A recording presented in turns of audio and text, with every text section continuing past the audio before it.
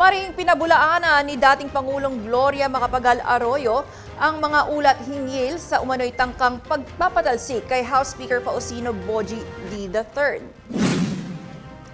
Sa kanyang pahayag, sinabi ni Arroyo na wala itong katotohanan at iginiit ang kanyang buong kumpiyansa sa pamumuno ni Speaker D sa Kamara.